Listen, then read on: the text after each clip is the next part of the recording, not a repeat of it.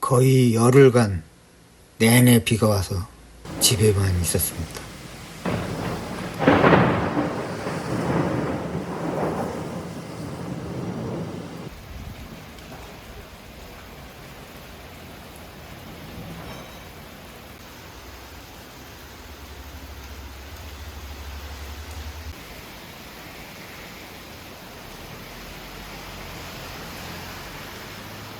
드디어 비가 그쳐서 밖으로 나갔습니다. 오늘은 이렇게 하늘이 맑지만 내일 저녁부터 또 비 소식이 있습니다. 그래서 오늘 무작정 걸었습니다.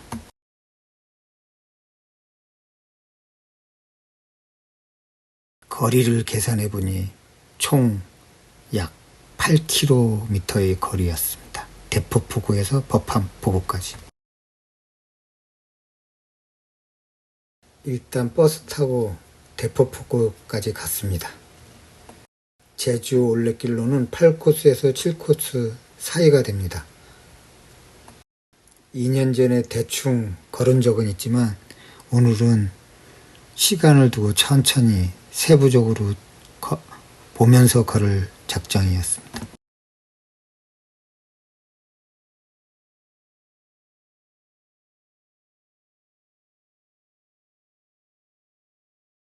약천사를 드론으로 찍은 영상입니다. 잘 찍어서 유튜브에서 퍼왔습니다. 이 부분만.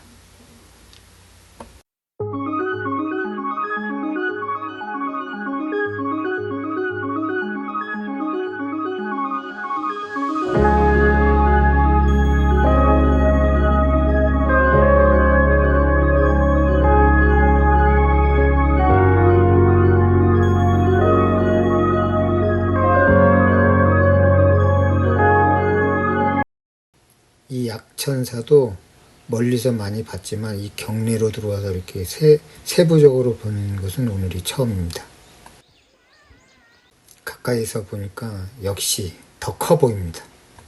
약천사 이 경내도 제주 올레길 8코스에 포함되어 있습니다. 이렇게 약천사 바로 옆에 리조트가 있습니다. 근데 이 리조트의 수영장이 상당히 맑고 아름다워서 저를 유혹했습니다. 이젠 아이들이 다 컸지만 초등학생 이전의 아이들을 둔 부모는 가족과 함께 여기 와서 쉬다 가면 좋겠다는 생각을 했습니다. 아주 한적하고 아름다웠습니다.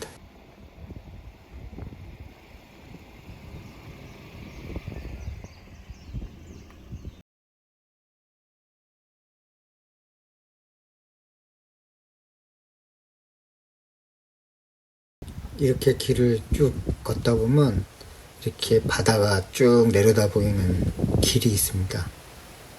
그러면 참 마음이 힐링이 됩니다. 길도 이쁘고 거의 일주일 이상 집에만 본의 아니게 처박혀 있다 이렇게 나오면 더욱 이 시간이 소중해집니다.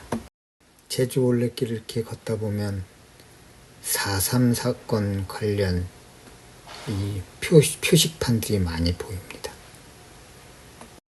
제가 이 걸었던 시기는 6월 중순 정도였습니다.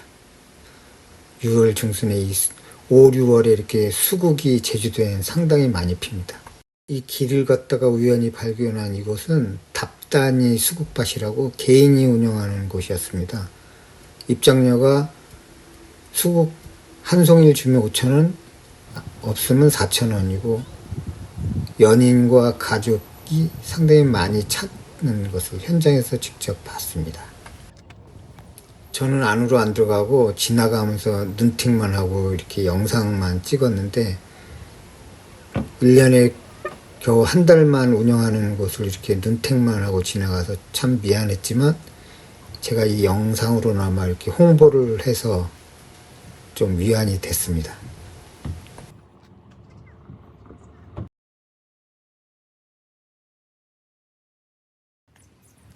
이 5, 6월 달에 제주도엔 특히 수국 꽃이 많이 눈에 띄는데, 이 제주도의 귤과 이 수국은 이 일본과 뗄래야 뗄 수 없는 밀접한 관련이 있습니다. 그러한 관련을 여기서 장황하게 말씀드릴 수는 없고, 이 인터넷에서 자료를 찾아보시면 어느 정도 이해할 수 있으실 겁니다. 귤과 수국에 관해서 일본과 제주도, 제주도의 역사를 이렇게 대충 훑어봐도 정말 가슴이 아픕니다.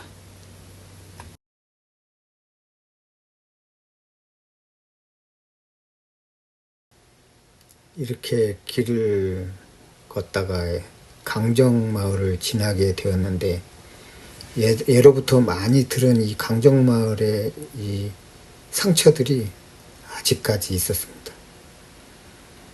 이제는 되돌릴 수 없는 세월인데 아직까지 왜 이러고 있는지 이유를 알 수 없었습니다. 한때는 생태 우수마을이었던 이 강정마을이 이 농약과 비료로 인해서 비닐하우스를 운영하면서 상당히 이 미관을 해치고 있었습니다. 이 비닐하우스에 들어가는 이 농약과 비료가 제주 해안의 이 백화 현상의 가장 큰 원인이라고 합니다. 해녀와 비닐하우스 농가의 생존 경쟁, 참 머리가 아팠습니다. 우측으론 삼방산이 보이고 좌측으론 강정 크루즈 터미널, 강정 포구가 보입니다. 이것은 강정마을의 상징. 지난 5월 말경에 서귀포 강정 크루즈 터미널에 17만 톤급 초대형 크루즈가 제주도에 입항했답니다. 여기는 거의 일본 관광객들이 타고 있었고, 이 관광객들이 타고 온 크루즈를 제주도에서 환영 행사하고 관광객들이 즐거워하는 모습이 TV에 방영되기도 했습니다. 저는 지나가면서 이 크루즈가 무슨 건물인 줄 알았습니다. 배 모양의 건물인 줄. 근데 제가 여기 두 번째 가는데, 두 번째 지금 걸으면서 이 크루즈선이 없어진 걸 봤습니다. 횡했습니다.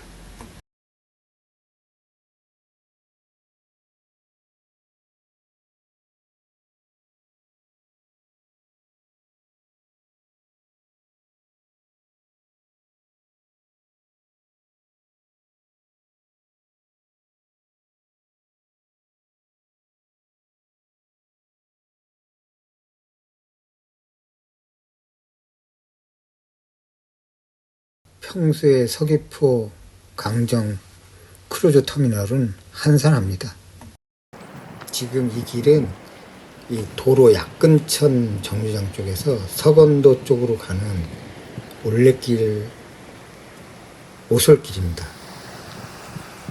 올레길인데 오솔길, 아담한 오솔길입니다. 근데 이 길을 걸으면서 뱀을 밟을 뻔했습니다. 아무 생각 없이 걷다가.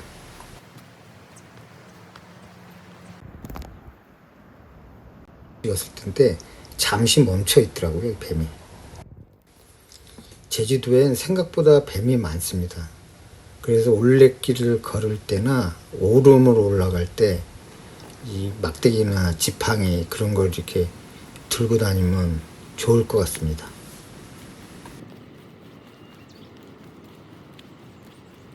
이제 모세의 기적이라는 썩은 섬 서건도가 보입니다. 밀물 때는 못 들어가고 썰물 때는 들어갈 수 있는 서건도.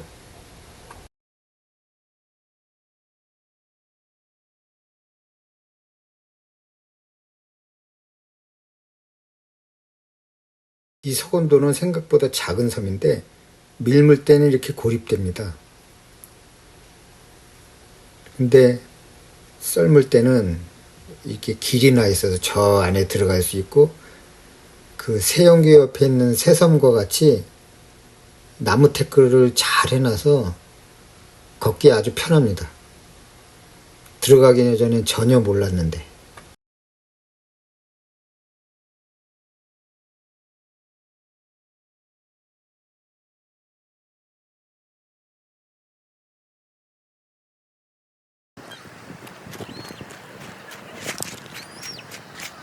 오늘은 무조건 여유를 갖고 천천히 들어가자는 마음가짐으로 걸었기 때문에 이 안을 한번 들어가 보았습니다. 어떤 모양일까. 근데 생각보다 길이 좋고 잘 해놨었습니다. 밀물 땐 이곳 전체가 물에 잠겨서 저 서건도까지 걸어갈 수가 없습니다.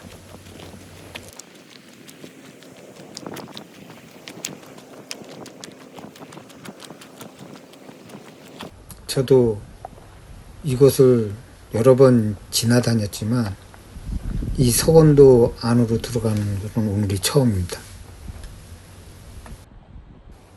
처음엔 이 밖에서 볼 때 조그만 정자가 보여서 저기만 올라갔다 내려오려고 이렇게 갔었는데 길이 둘레길이 이렇게 나무테크로 잘 돼 있어서 어차피 올라간 김에 한 바퀴 돌아봤습니다. 생각보다 시간이 그렇게 걸리지 않았습니다. 한 바퀴 도는데 한 15분 채 안 걸린 것 같았습니다.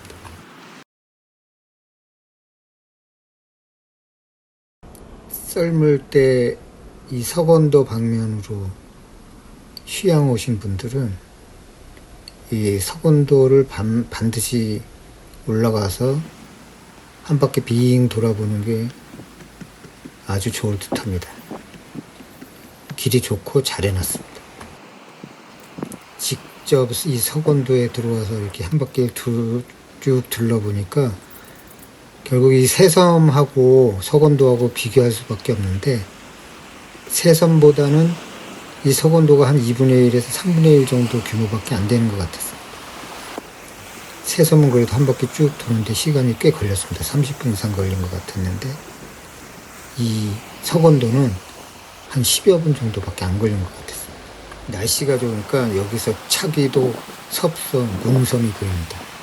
새섬은 낮아서 여기서 잘 안 보였습니다.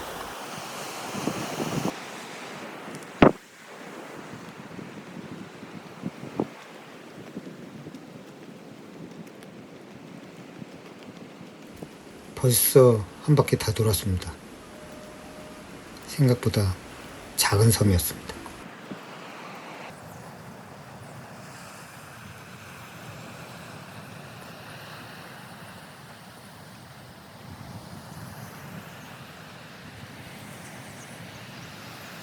이제 마지막 코스인 제가 살고 있는 유포리아에서 아주 가까운 법한마을 법한폭으로 들어갑니다. 여기에 최영 장군의 표지석이 있습니다.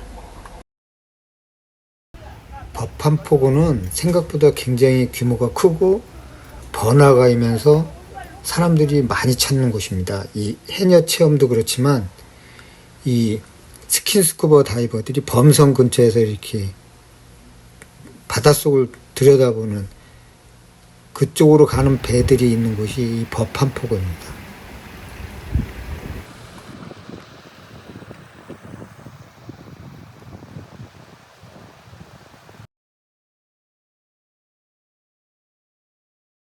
항상 이곳은 다이버들과 이 가스통 그리고 이 운반하는 트럭 그리고 출발하는 배들이 분주합니다. 범섬으로 가기 위해서 새벽부터. 제주도에서 특히 범섬 앞에 있는 법한포구에 이 다이빙 강사들과 이 장비들을 대여하고 범섬 근처까지 이렇게 태우고 가서 강습을 하는 그 샵들이 유난히 많습니다.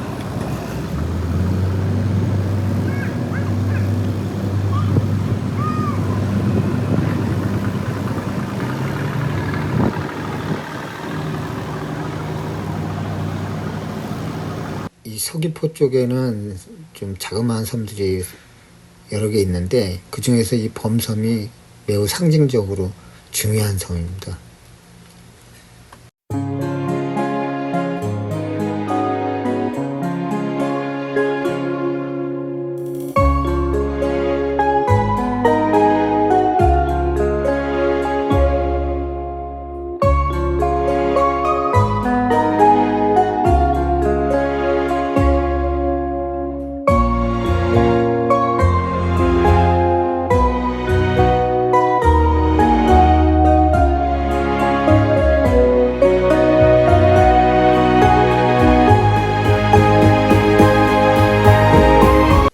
마판포구 옆에 있는 벙커하우스 카페입니다. 입소문이 나서 지금 유명합니다. 거의 3시간 넘게 4시간을 걸어서 그러니 다리가 아파서 이젠 지쳤습니다. 집으로 향합니다. 반가운 저희 보금자리 건물이 보입니다. 지금까지 이번 영상을 시청해 주셔서 감사합니다.